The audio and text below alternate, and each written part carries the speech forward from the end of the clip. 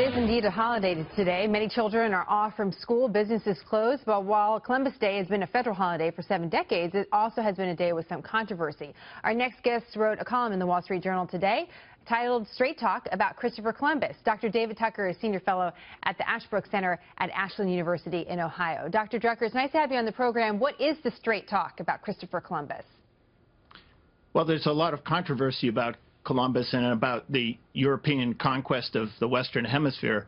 And what I think we should focus on is what the world was like then and how it's changed since, rather than focusing solely on the brutality of that conquest. And one of the things you write so interestingly about is the reason why Christopher Columbus was going west. He was escaping a few different things. What were they? Well, the Europeans were very interested in commerce with Asia, which was really where the wealthiest part of the world. But the Muslim empires stood between them. So they had experience. The Portuguese, obviously, with their coast, had experience in fishing, and the Spanish did too, and others. And so they ultimately decided to head west across the Atlantic, thinking obviously that they would reach Asia, not knowing that they would discover an entire continent. From their perspective, discover it.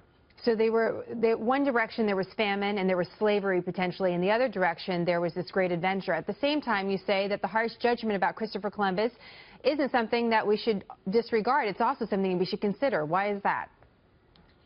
Well, nobody should deny the violence that occurred as in the aftermath of the Europeans landing in the Western Hemisphere. But I think if you only look at the violence, now we tend to talk about it in terms of the violence committed by the Europeans. But the one thing we have to understand is that all of human life was characterized by that level of violence. The indigenous people in North America, in that regard, were not really very different from the Europeans. They were battling each other, wars, conquest among themselves. The whole world was characterized by that. And it's important to think about, why is that no longer the case? Not to say, obviously, that there isn't violence in human affairs, but we no longer accept it as we did.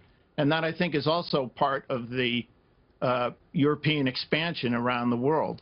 I love the last line of your piece. Let it, meaning today, let it be a day instead to ponder the human capability for good and evil and wonder how we might encourage more of the good. Why did you decide to end on that line? It's very salient. Well, I really think that's the lesson of looking at as I say, the collision between Europeans and Native Americans. There wasn't simply a question of European greed. Many came thinking that they could do some good for the natives by bringing them Christianity, for example.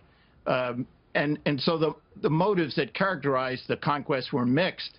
And it is, I think, the real lesson ultimately is to think about how human beings are capable of such extremes of heroism and violence and brutality. And obviously we want, as we have, I think, largely minimized the brutality, or tried to now. But that's really the lesson, I think, that we should draw from Columbus Day. Dr. Tucker, it was a really interesting piece. We'll make sure I'll put it up on my Facebook page and Happening Now's page as well. But it gives us a lot to think about, especially in a day like today. Thank you so much for your time. Thanks very much for inviting me.